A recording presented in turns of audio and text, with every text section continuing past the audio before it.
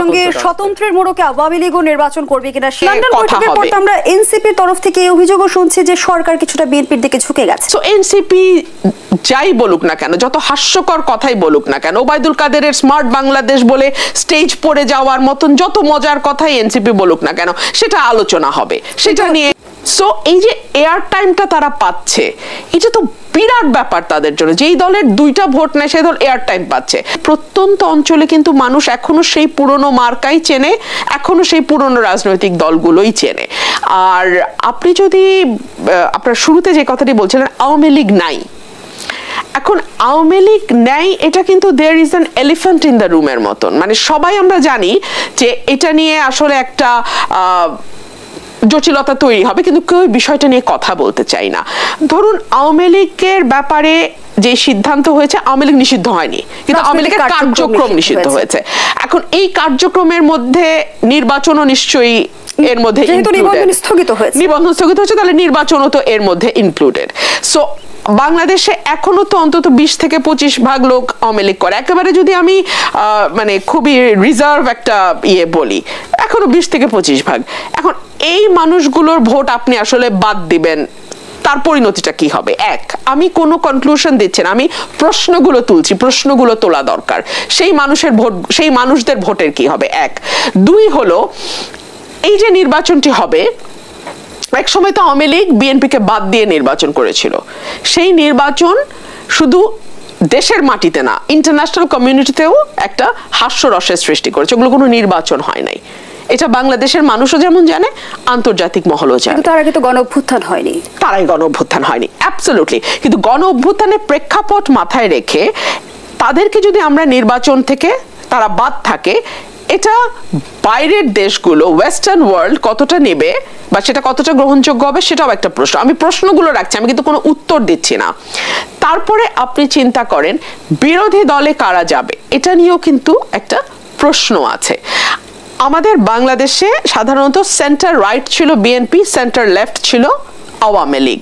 কিন্তু এখন আমরা দেখতে পাচ্ছি সেন্টার রাইট বা সেন্ট্রিস্ট পার্টি বিএনপি, তারপরে centre right, right, extreme right, এই রাইট ব্লক। শুধুমাত্র একটা দেশ কি কেবলমাত্র মধ্য এবং দক্ষিণ পন্থা দ্বারা রাজনীতি নির্ধারিত হতে পারে কিনা, সেই প্রশ্নটাও তো নির্বাচনে প্রতিদ্বন্দ্বিতা করবে কোন দল, সেই প্রশ্ন আছে। সেই আলোচনায় ফিরতে চাই পরবর্তী অংশে। ধন্যবাদ জানাচ্ছি আপনাকে ডক্টর জাহিদুর রহমান। আপনার কাছে একই বিষয়ে জানতে চাই, আপনার ব্যক্তিগত অভিমত দিয়ে যদি শুরু করি, যে ফেব্রুয়ারিতে নির্বাচন হবে, আপনি বিশ্বাস করেন কি?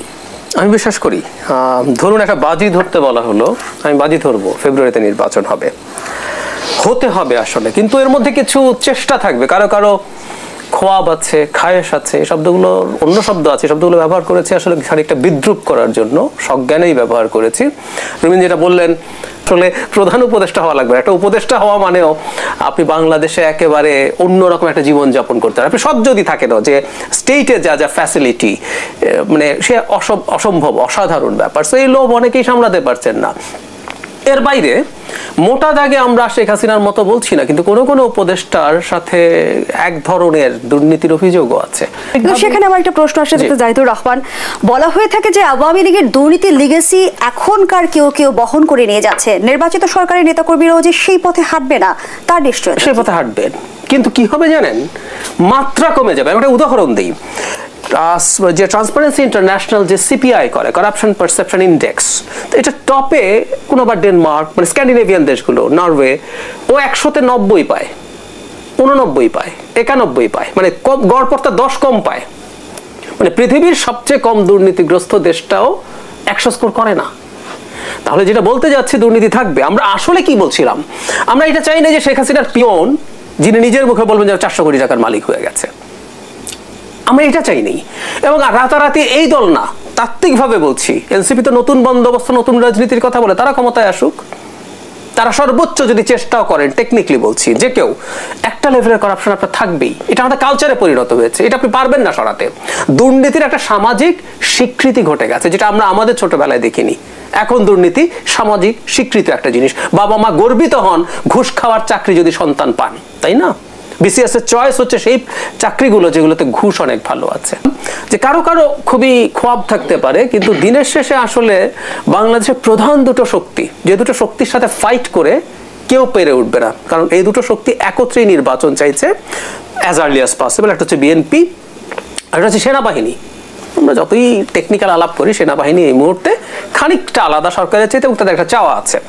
এখন প্রশ্ন হচ্ছে কোনো একটা দাবিতে বিএনপির বিরুদ্ধে কি কেউ মাঠে নামবে? একটু খেয়াল করেন, এই যে আপনি জনাব পাটোয়ারির কথা বলছেন, তারা কিন্তু একটা প্লট ফ্রেম করছেন, সেটা হলো নির্বাচন কমিশনের অধীনে নির্বাচন করবেন না। ফলে ইশতেহার দিলে তারা মাঠে নেমে আসতে পারেন। মাঠে নেমে এসে তারা আওয়ামী লীগের ক্ষেত্রে যা করেছেন সেটা করতে পারেন, যমুনায় যেতে পারেন, তাদের যমুনার দরজা খোলা, তারপর তারা শাহবাগে আসলেন, জামায়াত এবং ইসলামিস্টরা তাদের পেছনে গেল, এরকম একটা প্লট ভাবছেন হয়তো। কিন্তু এটা হবে না কেন জানেন? আওয়ামী লীগ নিষিদ্ধ করার সময় এই যারা মাঠে নেমেছেন তারা কিন্তু বিএনপির বিরুদ্ধে দাঁড়ান নাই। এবার যদি দাঁড়াতে হয় তাদেরকে বিএনপির বিরুদ্ধে দাঁড়াবেন, কারণ বিএনপি নির্বাচন চেয়েছে। এই সাহস জামায়াত বা যেসব ইসলামিস্ট গ্রুপ বিরাট কথা বলছে, এদেরকে আমরা শেখ হাসিনার কাছে একেবারে নতজানু হয়ে, মানে একেবারে নতজানু হয়ে করুণা ভিক্ষা করতে দেখেছি। তো ওনারা এই ধরনের সুবিধাবাদী পেরে উঠবেন না। তবে একটা ঝুঁকি আছে, এটা একটু যোগ করে দেই, which is very important. Awami League নিষিদ্ধ, দেখবেন জাতীয় পার্টিকে নিষিদ্ধ করার জন্য একটা চেষ্টা হচ্ছে। যদি জাতীয় পার্টিকে তারা নিষিদ্ধ করাতে পারেন একই ফর্মুলায়, তখন একটা প্রবলেম হবে জামায়াত এবং এনসিপি। আবারও বলছি যে এনসিপিকে আমরা আলোচনা করছি, এনসিপিতে কিছু আমাদের এই মুভমেন্টে পরিচিত মুখ আছে বলে, আর ওনারা কোনো শক্তিই না নির্বাচনী রাজনীতিতে। তো ওনারা যদি নির্বাচন বয়কটের হুমকি দেন, প্রিভেন্ট করব না, বয়কট করব, তখন সমস্যা হচ্ছে মাঠে শুধু বিএনপি এবং তার সাথে সমমনা যে দলগুলো ছিল, যুগপৎ আন্দোলনের যে দলগুলো ছিল, ওর বাইরে আর কেউ নাই। তখন একটা আনসার্টেনিটির জায়গা আছে, এই একটাই আছে। এছাড়া নির্বাচন প্রতিহত করা, ঠেকাবো, ওই নিয়ে যাব, ওগুলো সম্ভব না।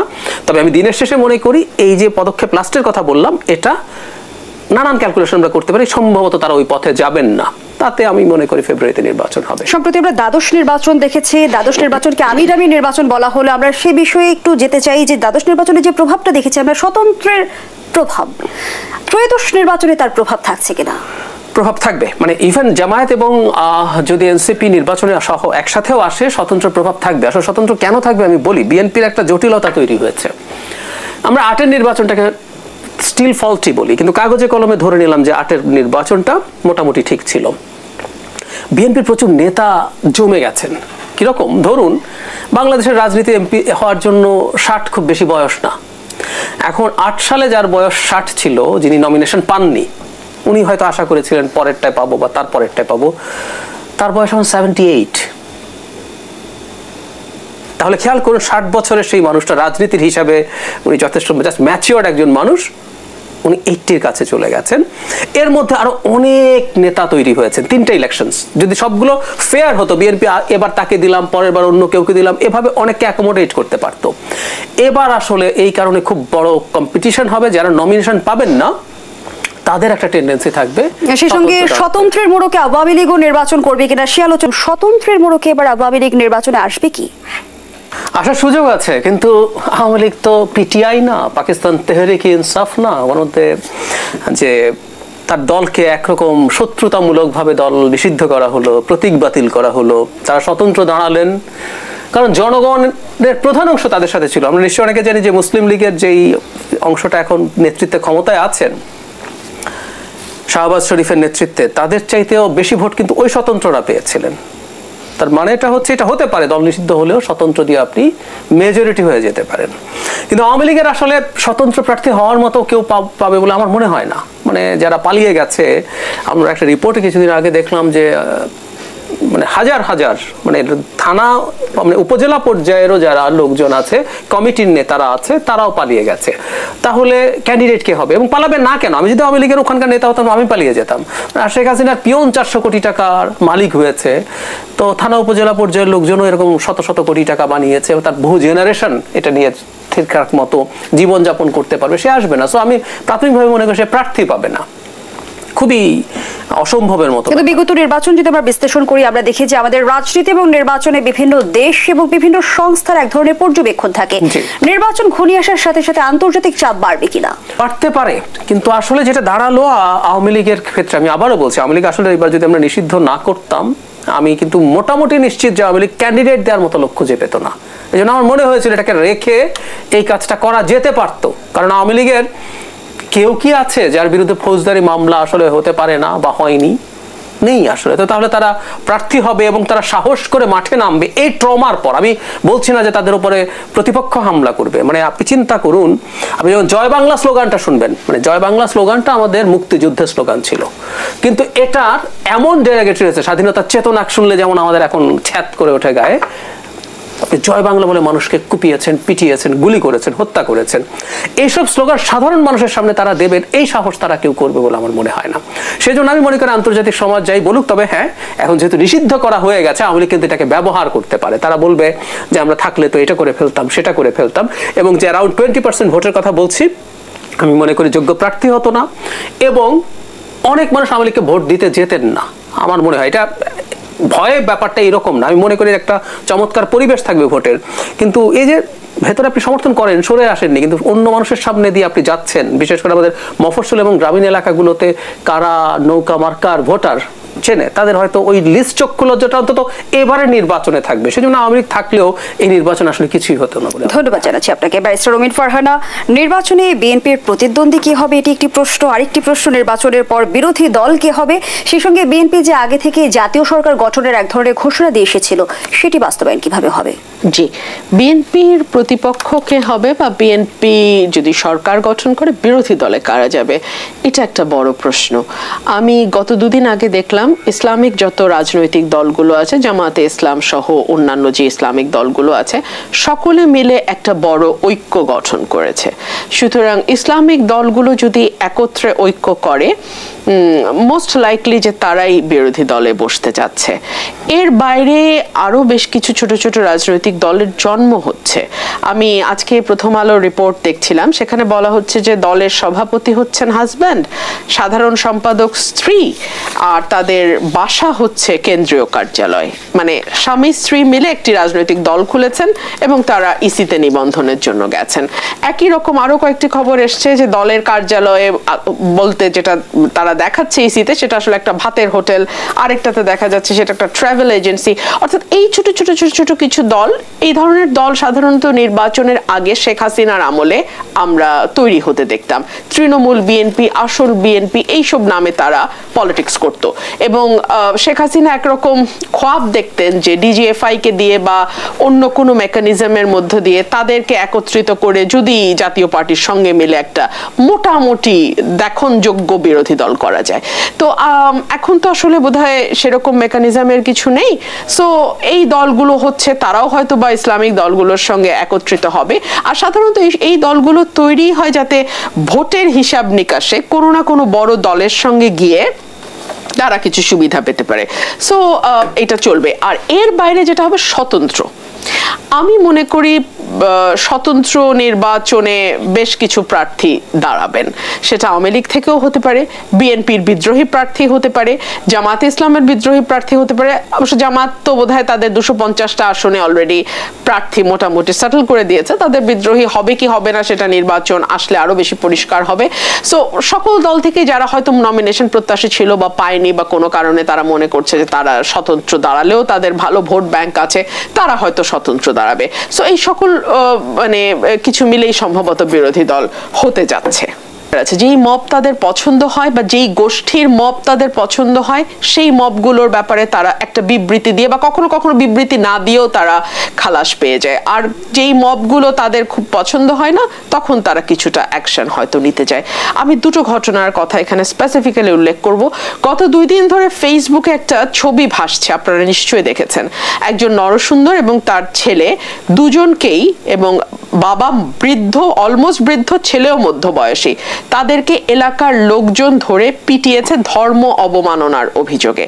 2 দিন ধরে কোনো মেইন স্ট্রিম মিডিয়াতে কোনো নিউজ আসে নাই। আজকে এখন আমি খুললাম প্রথম আলোতে লালমনিরহাটের এই ঘটনা নিয়ে মেইন স্ট্রিম নিউজ পেপার প্রথম একটা সংবাদ করলো এবং সেখানে তারা যে এই বিষয়টিকে হাইলাইট করেছে সেটা হচ্ছে ওসির বক্তব্য। ওসি বলছে যে এই মানে এই মব তৈরি হয়েছে এবং এটা নাকি তাকেও ততটাই ব্যথিত করেছে যতটা মবকে ব্যথিত করেছে।